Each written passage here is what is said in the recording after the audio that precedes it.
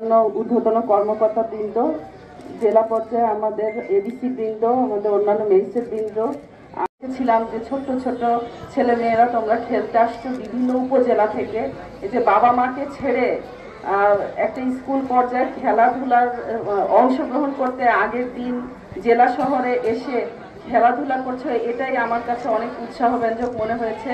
দেখে মনে হচ্ছিল ছোট্ট শিশুরা আবার কি খেলবে, কৌশলী দেখে যে আমার কাছে মনে হচ্ছিল এরা আগামী দিনের ম্যারাডোনা কিংবা রোনালদিনহো। তো তোমাদের মধ্যে থেকে কিন্তু সম্ভাবনা আছে যে বড় পর্যায়ে খেলাধুলা করার এবং বড় খেলোয়াড় হওয়ার। শুধু ডাক্তার কিংবা ইঞ্জিনিয়ার হওয়াই নয়, আরো অনেক পেশা আছে। খেলাধুলাকেও অনেকে পেশা হিসেবে নিতে পারো তোমরা। যারা ভালো খেলোয়াড় তাদেরকে আমি অনুরোধ করব যে খেলাটা চালিয়ে যেতে, এবং শিক্ষক বৃন্দকে ধন্যবাদ জানাচ্ছি যে এই ছোট ছোট কিশোর সোনাদেরকে নিয়ে আসার জন্য, তাদেরকে উৎসাহ দেওয়ার জন্য। বিদ্যালয়েরও একটা অগ্রণী ভূমিকা পালন করার বিষয় আছে। তারা যে এখানে খেলতে আসছে, তোমরা যে খেলতে আসছো, তোমরা এখন থেকে যদি ভালো খেলার জন্য যদি নিজেদেরকে সেইভাবে যদি তোমাদের সুযোগ সুবিধা দেওয়া হয় এবং তোমরা যদি এই পর্যায় থেকে যদি আমরা ভালো খেলোয়াড় যদি নিতে পারি, তাহলে কিন্তু বাংলাদেশের যে পুরনো যে ঐতিহ্য ছিল, পূর্বের যে ঐতিহ্য ছিল, সেটি ফিরে আসবে।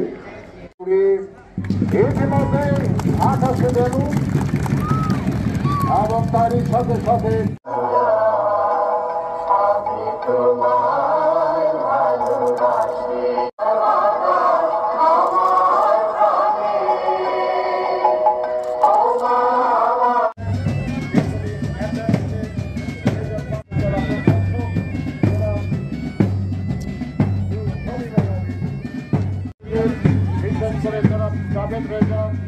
সভাপতি তিনি আসছেন।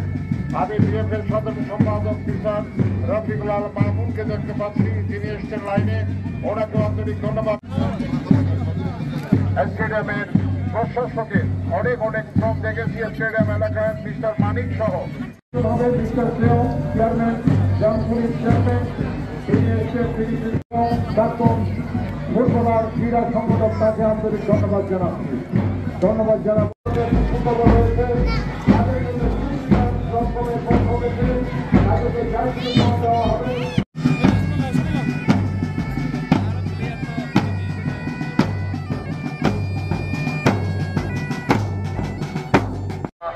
সেই দলটি হচ্ছে আমাদের সদ্য স্বাধীন হওয়া বিশ্ব দরবারের একটি দেশ।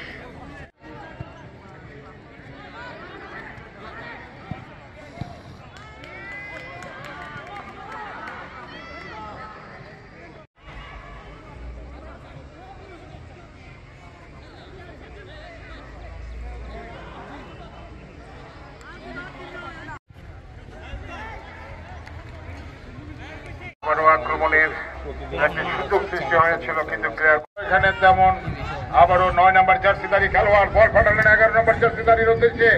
বিপজ্জনক ছিল মিস্টার পৌরসভা, এখন বিপজ্জনক তানভীর, কিন্তু পারলেন না। চমৎকার ভাবে আক্রমণে সদর উপজেলা কিয়মংয়ের দল, ফুলুকপুর দল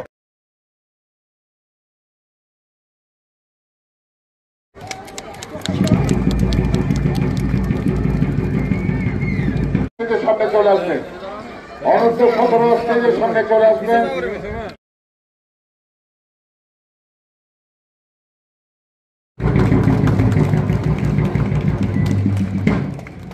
নাইক্ষণ ছড়ি প্রস্তুত থাকবে, নাইক্ষণ ছড়ি।